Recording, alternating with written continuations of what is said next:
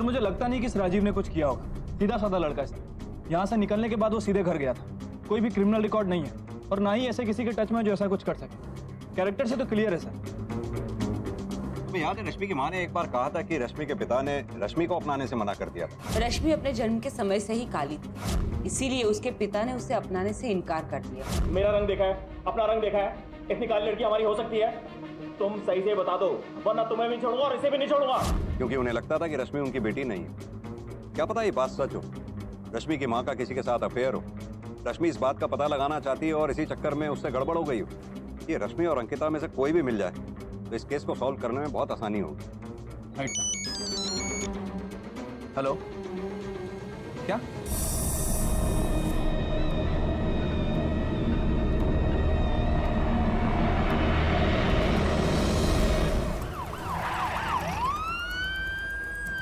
आपने फोन किया? मैंने फोन किया। आइए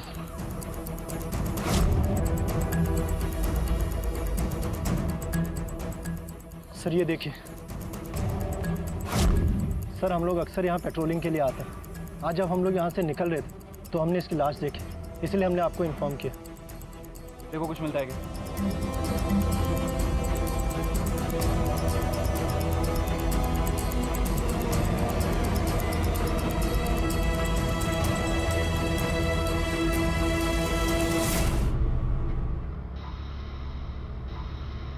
बॉडी को पोस्टमार्टम के लिए भेजो और अविनाश को बुला लो बॉडी की शिनाख्त करने के लिए। और रश्मि के माँ बाप को भी खबर करो। इस बोतल पर जरूर फिंगरप्रिंट होंगे, इसे भी लैब भेजो। रश्मि के मामा जिन्होंने उसकी जिंदगी में एक पिता की कमी को भरने की पूरी कोशिश की, लेकिन उनका दर्द, उनकी दुआएं और पुलिस दोनों रश्मि को बचाने में असफल रहे।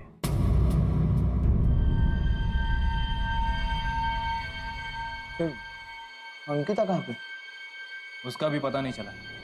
ये बताओ, ये रश्मि ही है? हाँ सर।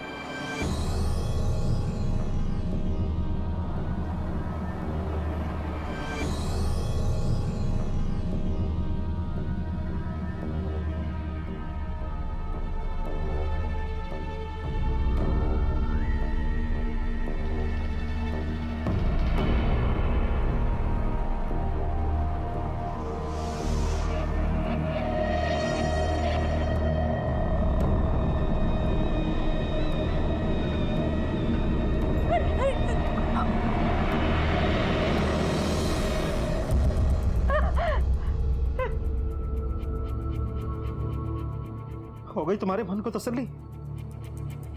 मैं कभी नहीं चाहती थी कि रश्मि को कुछ हो जाए। मैं तो बस इतना ही चाहती थी कि वो हमारे घर से चली जाए। वो तो इस दुनिया से ही चली गई। कितने अरमानों से लेकर आया था रश्मि को घर।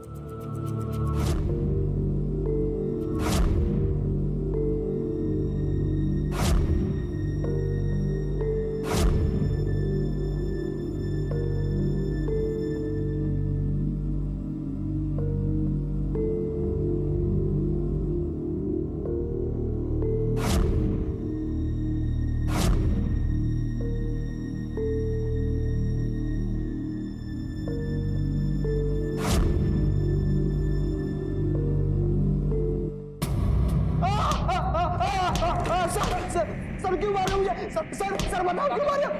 सर नीलेश, ये बॉटल्स उस जगह से मिली जहां रश्मि का कत्ल हुआ था और इन पे तेरी उंगलियों के निशान हैं। अब भी तू यही कहेगा कि तुझे कुछ नहीं पता? बोल, क्यों मारा तूने रश्मि को? क्यों मारा तूने अपने माँ बाप को? सर, मैंने अपने माँ बाप को नहीं मारा है, ना ही रश्मि ने उन्हें मारा है सर। फिर झूठ बोल रहा है? नहीं सर, मैं झूठ नहीं बोल रहा हूँ, मैं सच बोल रहा हूँ सर। मैंने उससे पहले ही रश्मि को किडनैप किया था सर। जब अंकिता गायब हो गई तो मेरा शक रश्मि के ऊपर चला गया और जैसे जैसे दिन चले गए मेरा शक और बढ़ते चला गया सर। मैंने उन दोनों का झगड़ा भी सुना था सर।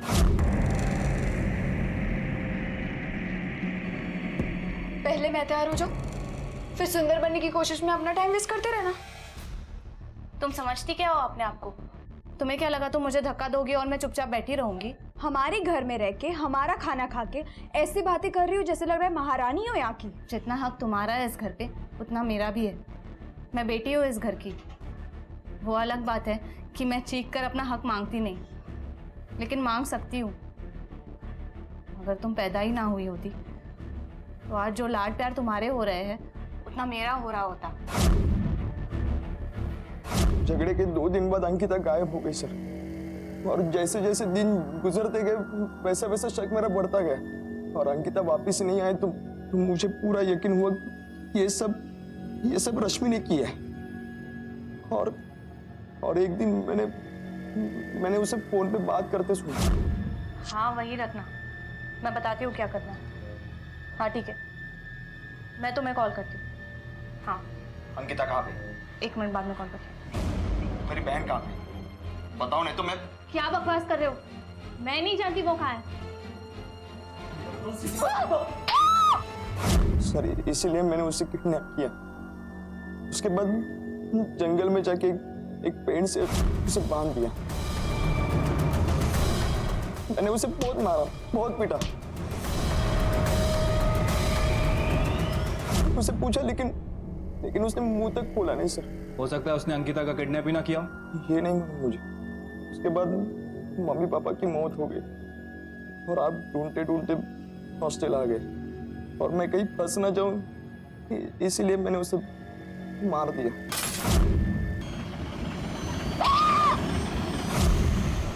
फंस तो तू अब भी गया। भाई बहन के रिश्ते से अद्भुत शायद ही कोई रिश्ता हो। दोनों साथ में बड़े होते हैं, खेलते हैं, लड़ते हैं। जो बात अपने माँ बाप से नहीं कह सकते एक दूसरे से कहते हैं। एक दूसरे की रक्षा के लिए राखी बांधते हैं। एक भाई को अपनी बहन से और बहन को अपने भाई से ज्यादा शायद ही कोई जानता हो। अविनाश का एक बहन के लिए प्यार दूसरी बहन के लिए जानलेवा बन गया। रश्मि वो मासूम 16 साल की लड़की जिसे ना तो बाप का प्यार मिला और ना ही माँ का, और अंत में मिली तो भाई की नफरत। अंकिता के माँ बाप को क्या हुआ था ये पुलिस अब भी समझ नहीं पा रही थी, लेकिन एक बात जो समझ में आ रही थी वो ये कि इस परिवार के रिश्तों को नफरत खोखला बना चुकी थी। रश्मि का तो पता चल गया, लेकिन अंकिता का गायब होना अभी भी राज है, और अंकिता के माँ बाप की मौत की वजह भी नहीं हमें पता। सर ऐसा भी तो हो सकता है कि रश्मि का कोई असली बाप हो जो रश्मि से मिलने मिस्टर कौशिक के घर गया, फिर उन दोनों के बीच बहस हुई हो और अचानक ये सब शुरू हुआ। हो सकता है, काफी पॉसिबिलिटीज भी हैं, क्योंकि अविनाश के पिता को लगता था कि उसकी बीवी ने किसी पड़ोसी के साथ मिलकर उसे धोखा दिया। ये कौशिक के पड़ोस में रहने वाले सभी उस उम्र के आदमियों की लिस्ट निकालो। अंकिता, रश्मि, अविनाश, तीनों के फोन रिकॉर्ड्स में उन नामों को चेक करो। और हाँ, रोशन को बोलो तिवारी और उसकी बीवी से पूछताछ करे। Okay sir. आपकी बहन का किसके साथ अफेयर होने का शक था उसके पति को? वो जी हमें तो कुछ भी पता नहीं है। हकीकत में ऐसा कभी कुछ हुआ ही नहीं। आरती जीजी का किसी के साथ कोई अफेयर नहीं था। बस जीजा जी पागल थे। उन्हें एक काली लड़की नहीं चाहिए थी अपनी जिंदगी में। ये लड़की मेरी हो ही नहीं सकती। मेरा रंग देखा है, अपना रंग देखा है, इतनी काली लड़की हमारी हो सकती है? फिर भी कुछ याद कीजिए, उन्होंने कभी कुछ नाम बताया हो? कोई भी नाम। देखिए अभी भी एक 15 साल की बच्ची अंकिता गायब है। कुछ भी बताओ, बताइए हमें। नहीं, उन्होंने नाम तो नहीं लिया था किसी का, लेकिन हाँ उनके घर से 2-3 घर छोड़कर एक द्विवेदी जी रहते हैं। वो अक्सर मेरी बहन से बातचीत किया करते थे, जो कि जीजा जी को बिल्कुल पसंद नहीं था। हो सकता है कि उन्हीं पर शक। लेकिन मेरी बहन बिल्कुल सीधी थी, उसने ऐसा कुछ नहीं किया है।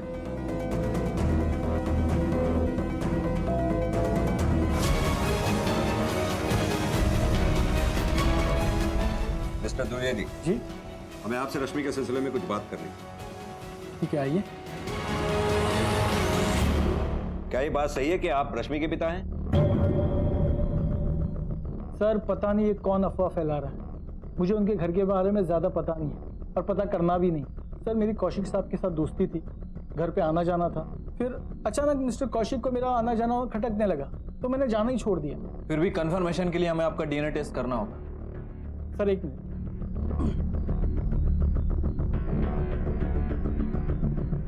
सर ये है डीएनए रिपोर्ट।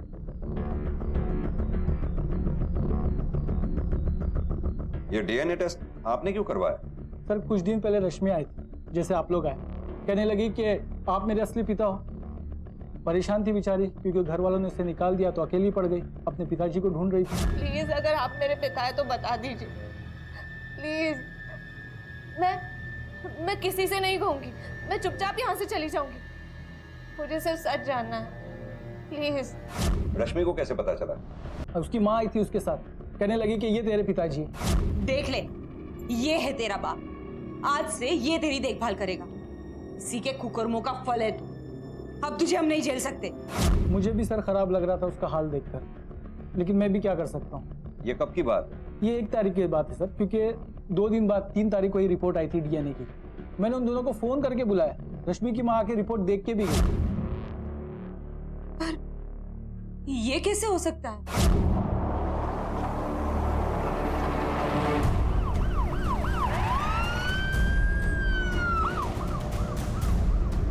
धीरज, ये द्विवेदी परिवार में कोई भी भरोसे के लायक नहीं। राइट सर, ये सविता को क्या जरूरत थी द्विवेदी के पास जाने की? एक काम करो, सविता को शहर बुलाओ पूछताछ करने के लिए, उसके कॉल रिकॉर्ड्स भी चेक करो और उसके पति की भी मेडिकल हिस्ट्री निकालो। देखो वो सच में बीमार है या बीमार होने का नाटक कर रहा है। Okay sir. अब बताओ, ये क्या नौटंकी चल रही है? क्या हुआ साहब? क्यों मारा जा रहा है मुझे? अपनी बेटी रश्मि का डीएनए टेस्ट करवाने के लिए उसे द्विवेदी के पास ले गई थी। हाँ साहब, मैं तो सिर्फ इतना चाहती थी कि द्विवेदी जी ये स्वीकार कर ले कि रश्मि उनकी बेटी है, उसकी पढ़ाई का और बाकी खर्च उठा ले तो हमारा घर भी सुकून से चलने लगे। और यही बात 13 जून को तुमने मिस्टर और मिसेस कौशिक से कही, और जब उन्होंने तुम्हारी बात नहीं मानी तुमने उन्हें भी मार दिया। क्यों? क्या साहब? ये हैं तुम्हारे कॉल रिकॉर्ड्स। इसमें साफ साफ लिखा है कि 13 तारीख को जब मिसेस एंड मिस्टर कौशिक का मर्डर हुआ तुम उस वक्त उनके घर पर थी। नहीं साहब,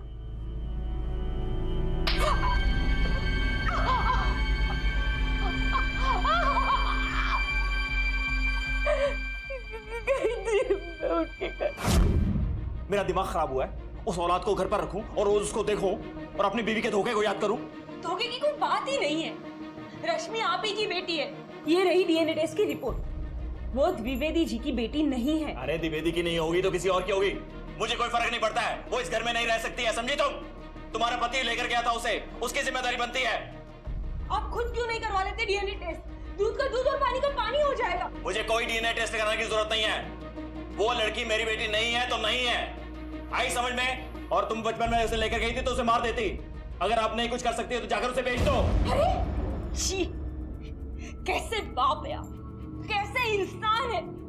आप ही की वजह से आज मैं जैसी हूं ना वैसी हो गई हूं। आपका सारा गुस्सा मैं रश्मि पे उतारती थी, आप ही की वजह से आज मैं इतनी बुरी हो गई हूं। मैं जो होश हूं, लेकिन तेरे जैसी बांझ के ऊपर एहसान किया मैंने, समझी तो? चुप रहिए।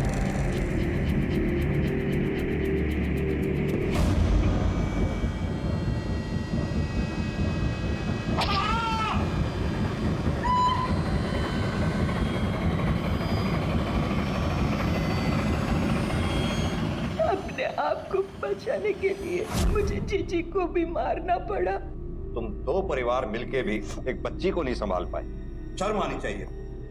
और अंकिता, उसके साथ क्या किया? अब मुझे नहीं पता, मैं तो ये तक नहीं जानती हूँ कि अंकिता गायब है। झूठ मत बोल। अब झूठ बोलने से क्या मिलेगा? जो भी था सच सच बता दिया मैंने आपको।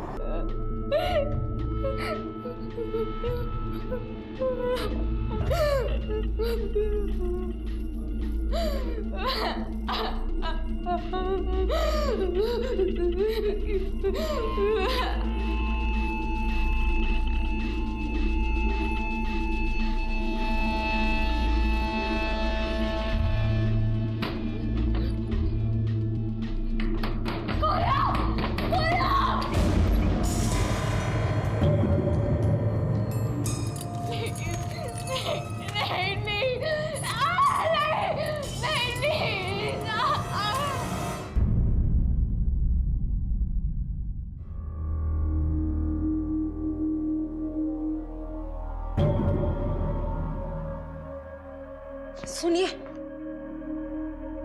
देखिए इसे 3-4 दिन हो गए घर से गए हुए हमें पुलिस में चल के कंप्लेन कर देनी चाहिए। तुम चाहती हो पुलिस में जाकर ढिंडोरा पीटे? आ गई इस लड़की ने कहीं का नहीं छोड़ा है, बाकी जो इज्जत बची है वो भी गवा दें। एक बात ध्यान रखना, तुम और तुम्हारी लड़की कोई भी पुलिस स्टेशन गया तो मैं छोड़ूंगा नहीं। वो लड़की खुद गई है और खुद लौट आएगी। पापा 2000 रुपए चाहिए। किस लिए चाहिए? एक मिनट। ऐश कर। Thank you. और कुछ कहना है?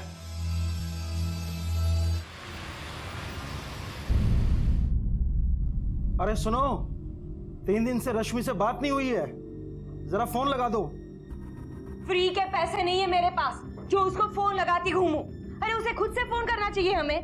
हाँ, तुम्हारे पास क्यों पैसे होंगे उसके लिए? तुम्हारे तो अपने खर्चे पूरे नहीं होते।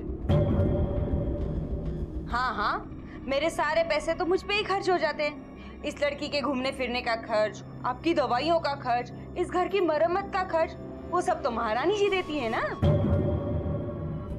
जानता हूँ, ज्यादा ताना मारने की जरूरत नहीं है। एक बार देख तो लो कि वो ठीक है भी या नहीं है। ठीक है, रविवार को फोन कर लेना, लेकिन उसे जरूर बताना कि वो सामने से फोन कर लिया करे। इतने पैसे नहीं है मेरे पास कि हम रोज उसका हालचाल पूछें।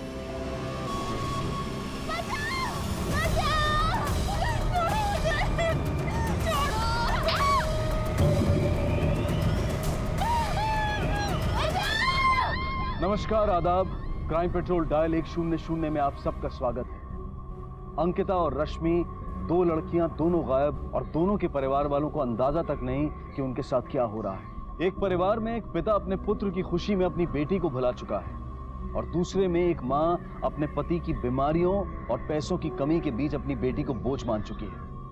दोनों ने अभी तक पुलिस के पास जाने के बारे में सोचा तक नहीं। क्या इन लड़कियों का इस तरह से अचानक गायब हो जाना क्या किसी तरह से एक दूसरे से जुड़ा हुआ है? सर, तिवारी जी हमारे पड़ोस में रहते हैं। उनकी लड़की बहुत दिनों से दिखाई नहीं दे रही है। हमने बहुत बार उनसे पूछा तो कह रहे हैं कि वो शहर में अपनी बुआ के पास गई हुई है। सर, मुझे तो शक हो रहा है कि कहीं कुछ गड़बड़ है। ऐसा क्यों लगता है आपको? सर, ऐसा पहले कभी नहीं हुआ। हम उस लड़की को अच्छी तरह से जानते हैं। जब छोटी सी थी तब से हम उसको देख रहे हैं। उसकी माँ तो काम पे चले जाती है और बाप बीमार रहता है। सर, वो 19 साल की हो गई है, लेकिन उसकी माँ ने अभी तक उसके ऊपर कोई ध्यान नहीं दिया।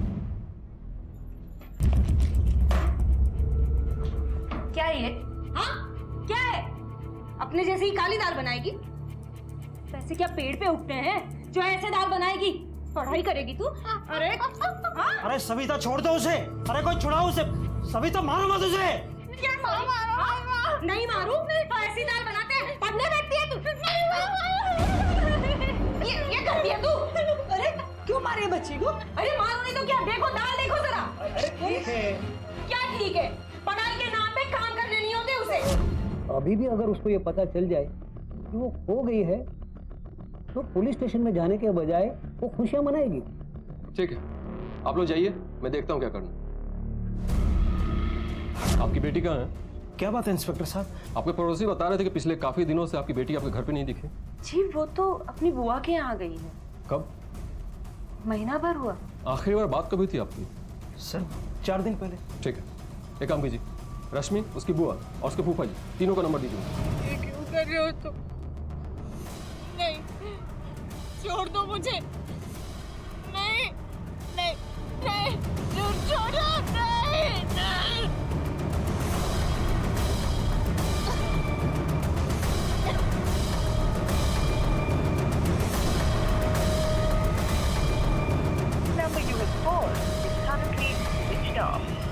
हमने बुआ और चाचा दोनों के फोन ट्राई किए, लेकिन दोनों के फोन स्विच ऑफ आ रहे हैं। आप लोग कुछ छुपा रहे हैं क्या? सर, भला हम लोग आपसे कुछ क्यों छुपाएंगे? हम माँ बाप हैं उसके। हम भला उसका बुरा क्यों चाहेंगे? क्यों बुरा चाहेंगे ये तो मुझे भी नहीं पता, लेकिन हाँ, आप लोगों को आपकी बेटी से बिल्कुल मतलब नहीं है। आपने क्या बताया था कि रश्मि अपनी बुआ के यहाँ गई है और वहाँ पे कोई फोन नहीं उठा रहा है। ना ही आप पुलिस के पास चल के आए, आपके पड़ोस वाले आके हमें इन्फॉर्म किए। आपके पड़ोसी बता रहे थे कि बचपन से ही आप अपनी बेटी को पसंद नहीं करती थी, काफी मारा पीटा भी करती थी उसे। साहब, हमारी जिंदगी बहुत कठिन है, पैसे की बहुत कमी है। हाँ ये सच है, मैंने कई बार सोचा कि अगर रश्मि हमारी जिंदगी में नहीं होती तो हमारी जिंदगी बहुत आसान हो जाती। पर साहब, मैंने उसे कुछ भी नहीं किया है। मैं सच कह रही हूँ, वो अपनी बुआ के घर गई है दिल्ली। अब वहां पे पूछताछ कीजिए ना। देखिए वहां की पुलिस जांच कर रही है, आप लोग बस सिर्फ एक मौका है, जो भी कुछ जानते हैं सब कुछ बता दीजिए। अगर वहां की पुलिस ने आपके खिलाफ एक भी सबूत दिया ना, तो फिर आपका जेल जाना तो बिल्कुल तय है। रश्मि की बुआ फूफा तक पहुंचने के लिए हरियाणा पुलिस ने दिल्ली पुलिस की मदद ली।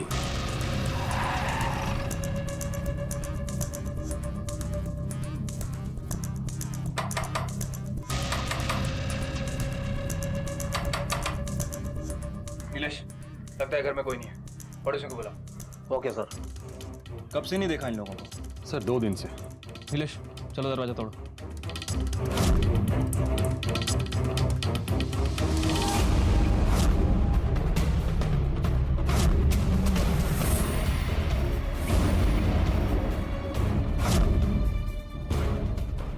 हेलो, रश्मि की बुआ और उसके हस्बैंड मिस्टर और मिसेस कौशिक दोनों का मर्डर हुआ है।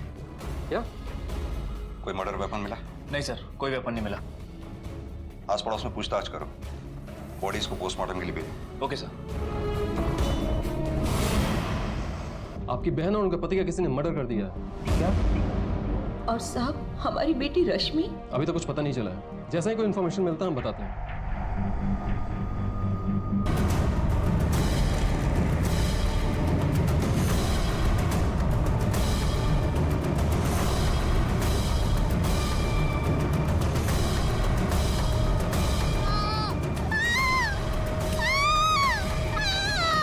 इस घर में और कौन कौन रहता है? ये दोनों ही थे साहब। इनका एक बेटा है अविनाश और एक बेटी है अंकिता। बेटा ज्यादातर हॉस्टल में ही रहता है, बेटी साथ में ही रहती थी। ये ज्यादातर गायब रहती है और हफ्ते भर से इसको मैंने देखा भी नहीं। नीलेश, इस घर के दोनों बच्चों का पता करो और जैसे ही मिले पुलिस स्टेशन लेकर आओ। Okay sir. आप में से कोई इसे जानता है? हाँ सर, इनकी रिश्तेदार की बेटी है। आखिरी बार कब देखा इसे? 3-4 दिन हो गए होंगे सर। और जब ये मर्डर हुआ वो यहाँ पे रह रही थी या चली गई थी वो पता नहीं सर।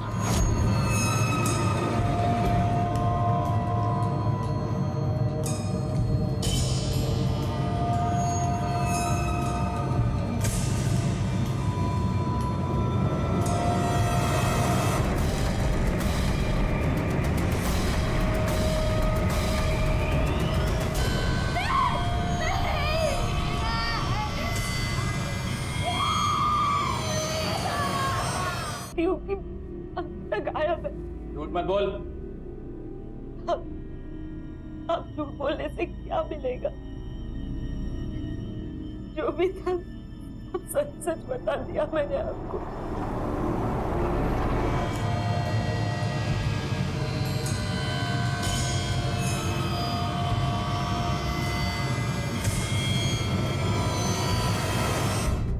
रश्मि को तो हम नहीं बचा पाए। आई होप कि अंकिता जिंदा हो। ये भी घर से ही गायब हुई है। पता नहीं क्यों नीरज, मुझे लगता है कि इस कांड में किसी घर वाले का ही हाथ है। रश्मि के पिता की मेडिकल रिपोर्ट चेक की? यस सर, तिवारी की हिस्ट्री निकाली है, पिछले 15 सालों से बिस्तर पे है। और कोई जो उनके घर पे आता जाता हो? नहीं सर। घर पे आता जाता हो? ये 1 मिनट, रश्मि की कॉल रिकॉर्ड दो।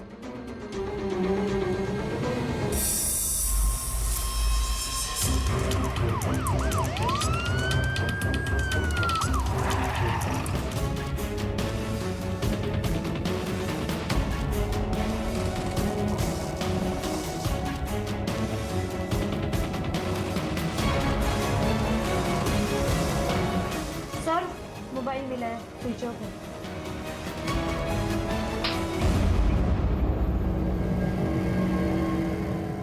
रश्मि का एड्रेस कहां से मिला पता? मैं पहले भी चाहा करता था रश्मि को घर छोड़ने, अपने बाइक पर। एक लड़की जिसके खिलाफ उसका पूरा परिवार था, इतनी बेवकूफ तो नहीं हो सकती कि तुझे अपने साथ अपने घर लेके जाए। अगर वो जाती थी, बहुत ही बहादुर लड़की थी वो, उसे कोई फर्क भी नहीं पड़ता था यार। इतनी अच्छी तरह से तो वो खुद को नहीं जानती होगी जितनी अच्छी तरह से तू उसे जानता। सर, उससे प्यार करता हूँ। तो ये प्यार उस वक्त कहां था 3 तारीख से 15 दिन पहले तक तूने एक बार भी फोन नहीं किया। 3 तारीख को 6 बार फोन किया और 3 तारीख के बाद रोज दिन में 4 बार। ऐसा कैसा प्यार जागा था तेरा? 3 तारीख को अंकिता गायब हुई थी, ये सिर्फ कोइंसिडेंस तो नहीं हो सकता। बोल। मुझे नहीं पता सर। तेरे घर से जो हमें मोबाइल मिला वो अंकिता का है। एक सच बता दे। देख, अगर अंकिता जिंदा होगी तो तू उसके मर्डर के इल्जाम से बच भी जाए। बता सब।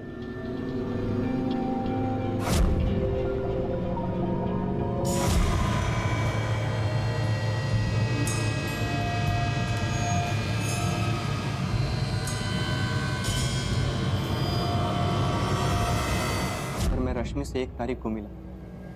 वो एक पार्क में बैठी हुई थी, आप ही रो रही थी। मैं उसके पास जाके पूछा कि क्यों रो रही हो, तो पहले तो उसने कुछ नहीं बोला। फिर मैं उसके पास जाके बैठ गया।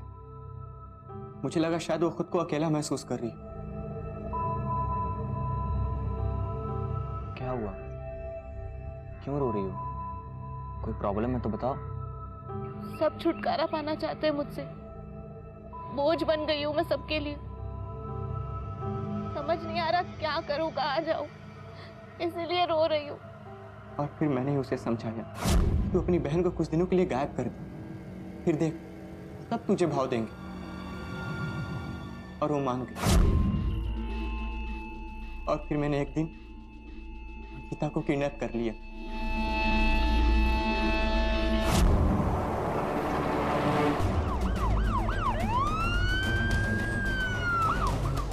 नीलेश, इधर उधर देखो। Okay sir.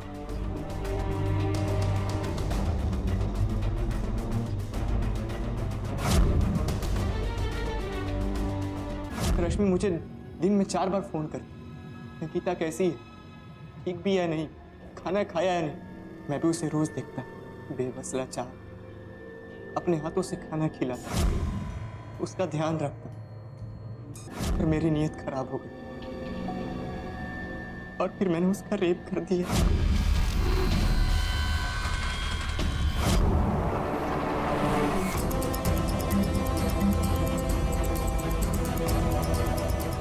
काजल, चेक करो।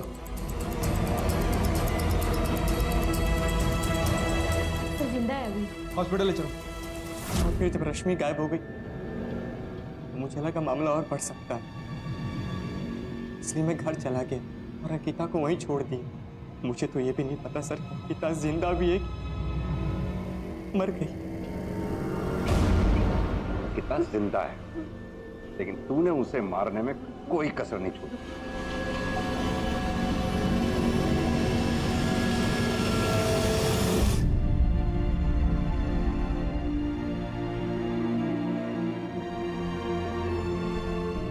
किसी की नासमझी, किसी की अपनी बहन को ढूंढने की ख्वाहिश और किसी का अपनी तकलीफों में आकर बह जाना, अपने आप को रोक ना पाना। बहुत सी वजहों से ये सब इस परिवार के साथ हुआ, लेकिन किसी ने भी एक दूसरे को समझने की कोशिश तक नहीं की। और इसका सबसे गहरा घाव उस बच्ची रश्मि पर था। सभी उस बच्ची को अपने से दूर करते गए, कभी रंग के नाम पर, कभी उसके लड़की होने की वजह से, तो कभी पैसों की कमी की वजह से। और इस सब के बीच वो बच्ची सिर्फ अपने परिवार का हिस्सा बनना चाहती थी। हर इंसान की तरह वो भी अपनों के बीच खुशी से रहना चाहती थी, लेकिन इतने भेदभाव में किसी ने उसे अपना समझा ही नहीं। किसी भी तरह के भेदभाव को सही नहीं ठहराया जा सकता, और इस बच्ची ने तो खुद अपने घर में इतना बड़ा भेदभाव सहा था। हमारे समाज में, हमारे देश में हम ऐसे भेदभाव का सामना रोजाना करते हैं और बढ़ चढ़कर उसमें शामिल भी होते हैं, चाहे वो रंग के नाम पर हो, लिंग, जाति या धर्म के नाम पर। ये भेदभाव सिर्फ हमें तोड़ता है और हमारे समाज को भी, जिस तरह से इसने इस परिवार को तोड़ा।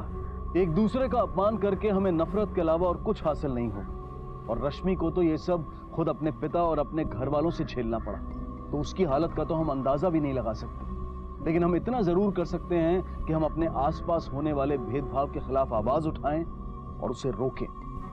अब मैं अनूप सोनी आपसे विदा लेता हूं। फिर मुलाकात होगी अगले एपिसोड में एक और चौंका देने वाले केस के साथ। तब तक अपना और अपने परिवार का ख्याल रखें और देखते रहें क्राइम पेट्रोल डायल 100। सबक एक को सीख हम सबको। जय।